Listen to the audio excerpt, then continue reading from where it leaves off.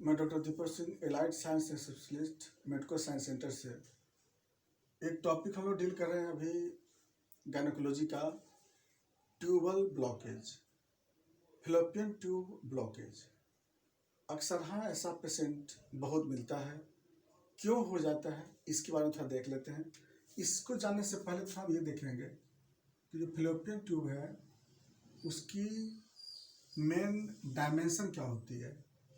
तो जैसे हम लोग यूट्रस पर ज़्यादा ध्यान नहीं फोकस करेंगे, हम लोग को मेन फोकस करना है इस पर। तो जैसे ये पूरा फैलोपियन ट्यूब है यहाँ पर, तो इसकी पूरी लंबाई 10 सेंटीमीटर होती है, 10 सेंटीमीटर। इसमें जो सबसे फर्स्ट पार्ट इंटरस्टिशियम 1 सेंटीमीटर, इसके बाद इस्थमस 1.5, 1 भी सेंटीमीटर 1.5 सेंटीमीटर बोलते हैं। इस्थमस जो सेकंड पार्ट है इस्थमस, ये होता है 2.5 सेंटीमीटर। इसका होता है एम्पुला,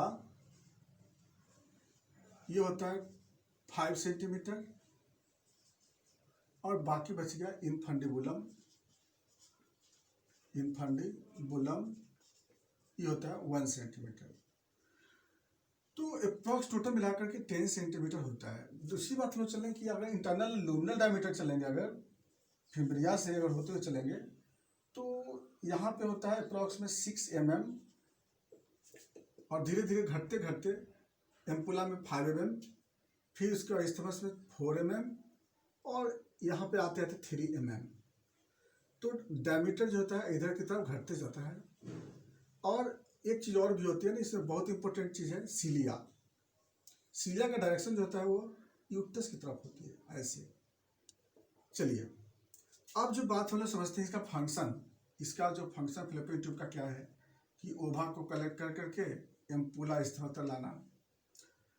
तो वो भी ओवा का जो साइज होता है वो 0.12 mm से लेकर 0.2 mm तक होता है। तो इतना डायमीटर में उसको आने जाने को दिक्कत है नहीं।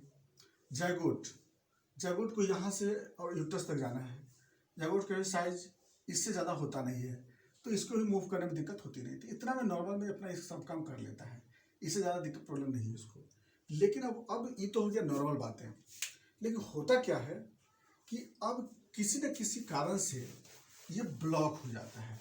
और जब ब्लॉक हुआ तो होगा क्या कि न जाइगोट बन पाएगा, न स्पर्मेटोजोआ का मूवमेंट होगा, और न ही वहाँ पर क्या होगी, वहाँ पे ओवा भी ट्यूब में नहीं आ पाएगी। तो इसके कारण क्या होता है कि ये ब्लॉक हो जाता है।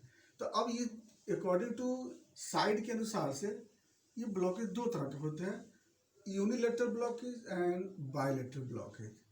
अब यूनिलेटरल ब्लॉकेज किसको बोलते हैं कि जब वन साइड का फैलोपियन ट्यूब जो ब्लॉक होता है उसको बोलते हैं यूनिलेटरल ब्लॉकेज, और जब 2 साइड का ब्लॉकेज होता है उसको बोलते हैं लोग बायलेटरल ब्लॉकेज बोलते हैं। तो अब राइट ब्लॉकेज है और लेफ्ट ब्लॉकेज है, वो तो हम लोग को देखना पड़ेगा।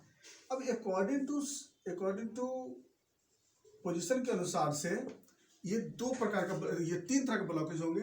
एक होता है जिसको लोग बोलते हैं लोग पार्शियल ब्लॉकेज, पार्शियल यानी कि पार्शियल ब्लॉकेज। दूसरा होता है मिड पार्शियल, और एक होता है कंप्लीट ब्लॉकेज। तो कंप्लीट ब्लॉकेज देखिए, अब कंप्लीट ब्लॉकेज कहाँ से हम बाकी चलते हैं। कभी भी जब ब्लॉकेज की बात होगी इसमें, तो यहाँ से नहीं चलेंगे, इंटरस्टिशियम से नहीं चलेंगे। जब भी चलेंगे तो इनफंडिबुलम से चलेंगे, क्योंकि रास्ता मेन ये है।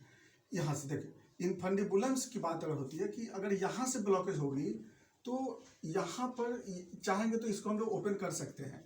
लेकिन अगर यहीं ब्लॉकेज हो जाएगी, सपोज दैट ये रास्ते हैं, अगर यहीं ब्लॉक हो जाएगी तो हम तो इसी को 100% बोल देंगे ना, 100% ब्लॉकेज तो यही हो गई। तो हम तो यहीं अगर ब्लॉक हो जाएगी तो मान लीजिए जाए ये अगर 1 सेंटीमीटर भी यहाँ ब्लॉक है तो इसको हम लोग क्या बोल देंगे, कंप्लीट ब्लॉक बोल देंगे। 1 सेंटीमीटर भी ब्लॉक हुआ तो बोले, लेकिन अगर यहाँ पर 2 सेंटीमीटर ब्लॉक है तब भी वो पार्शियल ब्लॉक में कहलाएगा, इसको याद रखना होगा। तो ये जो ब्लॉकेज की जो का हम लोग जो क्लासिफिकेशन करते हैं, इसमें हमको ध्यान देना है कि ब्लॉकेज अगर इधर से होगी, यूट्रस की तरफ से ब्लॉकेज अगर होगी तो ये ऑलवेज कंप्लीट में जाएगी, ये फिर कंप्लीट में कहलाएगी। लेकिन ब्लॉकेज अगर इधर से आ रही है तब वो पार्शियल की तरफ से आएगी। तो इतना हमें पहले ध्यान देना होगा कि पार्शियल ब्लॉकेज किधर से हम लोग को क्लासिफिकेशन करना है। चलिए, तो ये हो गए हम लोग का, ये हो गया साइड, साइड के साथ ले लिए। अब जो हम लोग को इसके बाद चले हम तो कि क्यों हो जाता है, हम लोग ब्लॉकेज क्यों हो जाती है। तो ब्लॉकेज होने के इसके पीछे कई रीजन है।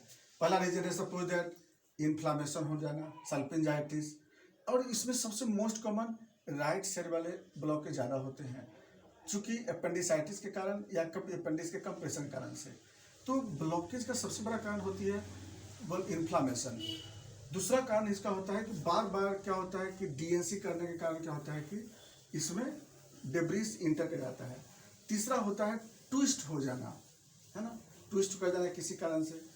अगला जो कारण होता है कि लॉन्ग ड्यूरेशन प्रेगनेंसी, मतलब कि फर्स्ट प्रेगनेंसी हुआ उसके बाद अगर स्टॉप हो गई प्रेगनेंसी, या फिर 1-2 डिलीवरी हुआ उसके बाद स्टॉप हो लंबा ड्यूरेशन, तो उस केस में क्या होता है ब्लॉक हो जा सकती है। ब्लॉक होने की चांस खूब होती है, क्योंकि इसका तो मेन सिम्टम कोई आता नहीं। सिम्टम तो एक ही चीज़ है कि फर्टिलिटी नहीं हो पाएगी। तब देखेंगे ऐसे तो इसका कोई सिम्टम है नहीं कि हाँ ब्लॉक हो गया तो इसकी वजह से कोई दर्द होगा, ऐसा तो नहीं कि कोई गॉल ब्लैडर का डक्ट तो है नहीं कि इसमें कोई सिम्टम आएगी। तो इसलिए क्या होती है कि शुरू इसमें कुछ पता ही नहीं चलता है ना। तो अब क्या है ना कि या तो इसमें ये सब कारण बन सकते हैं। कोई बाहर से कोई मांस आकर के कंप्रेस कर सकता है इसको, तो स्ट्रेस के कारण भी यहाँ पर क्या हो सकता है कि ब्लॉकेज हो सकती है। ट्यूबरकुलोसिस इसकी यहाँ पर ब्लॉकेज कर सकता है। यहाँ पर सिलेरी मूवमेंट नहीं होने के कारण भी क्या हो सकता है ब्लॉकेज हो सकता है इसमें। तो कोई फ्रेगमेंट जाने की वजह से इंडोमेट्रियोसिस के वजह से भी क्या हो सकती है ब्लॉकेज हो सकती है। तो सल्पिंजाइटिस भी हो सकता है। सल्पिंजाइटिस बता दिया आपको, पीआईडी इन्फेक्शन हुआ उसके कारण भी ब्लॉकेज हो सकती है। तो ब्लॉकेज होने के पीछे कई रीजन हो सकता है जिसके कारण ये ब्लॉक हो जाता है। नेक्स्ट आ जाते हैं फिर सिम्टम। कोई सिम्टम नहीं है इसका। सिम्टम क्या है इसमें? कॉम्प्लिकेशन क्या है इसका? बस इनफर्टिलिटी। दूसरा क्या हो गई, कभी कभी डिस्चार्ज हो सकती है, वाइटी डिस्चार्ज, बाकी कोई कॉम्प्लिकेशन नहीं है। अब आते हैं इन्वेस्टिगेशन क्या है इसमें? हिस्टेरोसल्फिंजोग्राफी। एचएसजी में क्या करते हैं, यहाँ से डाई पुश करते हैं और जहाँ तक वो रहता है ओपन वो वहाँ पर दिखाई दे देगा और रिपोर्ट में आ जाएगी right side patent, left side बंद ओपन, ये क्लोज, और right side patent, left side close. तो इस तरह से क्या है ना कि आपको लिखा रह सकता है और कितना परसेंटेज वो भी लिखा रह सकता है। बाकी इसमें आपको दूसरा कोई इन्वेस्टिगेशन नहीं है। हाँ, एसएसजी भी करा के देख सकते हैं, सेलाइन सल्फिंजोग्राफी जो न्यू टेक्निक है। और बाकी ट्रीटमेंट आ जाती है। ट्रीटमेंट में DNI, जिसको हम लोग नेक्स्ट वीडियो में इसके बारे में हम जिक्र करेंगे आपको। थैंक्स।